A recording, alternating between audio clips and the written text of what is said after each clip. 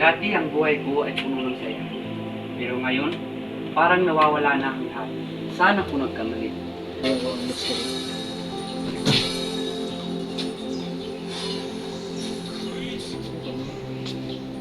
Mario, magbihis ka na. Pupunta tayo sa simbahan. Hindi ganun ang tunay na kalayaan, Mario. Ang tunay na kalayaan ay nasa pagsunod sa Kanya. Magsimba ka kung gusto mo. Wala akong pakialam sa kalooban ng Diyos. Basta't makuha ko ang gusto ko. Sa lahat ng iyong mga gawa, isama mo siya at ituwid ang iyong landas.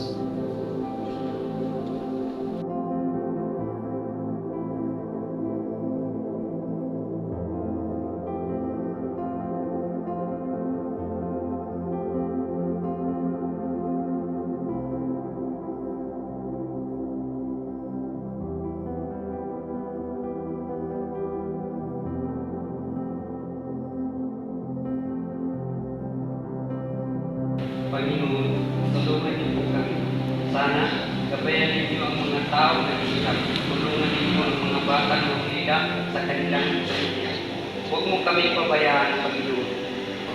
Maraming tao ang nakalimot sa tunay na kalooban ng Diyos. Naniniwala ako na ang pagtulong sa kapwa ay bahagi ng kanyang plano. Pero paano kung maligo tayo ng landas? Sa bawat pagkakamali, may pagkakataon pa rin magbago. Ang Diyos nandyan sa atin palagi. Nakapagpay sa atin.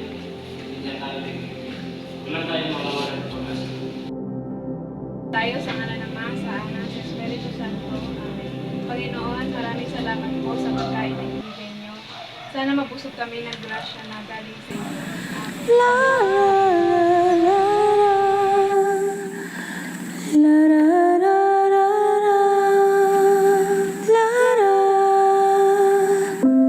Ikaw ang pinakamaganda at pinakamabait sa lahat. Para sa iyo to, anak. Meron din ako niyan. Parehas tayo. Kapag hawak mo yan, alalahanin mong hindi ka nag-iisa, Mira. Kapabayan ka palagi ni bro.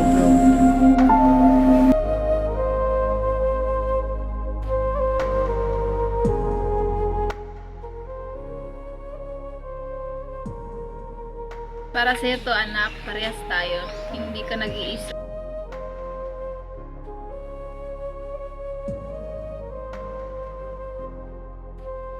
Wala na pag-asa mo sa ulan.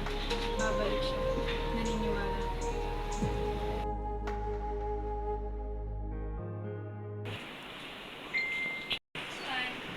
Oh, ito. Sabi sa nanay mo, nakita ko habang nagliligpit.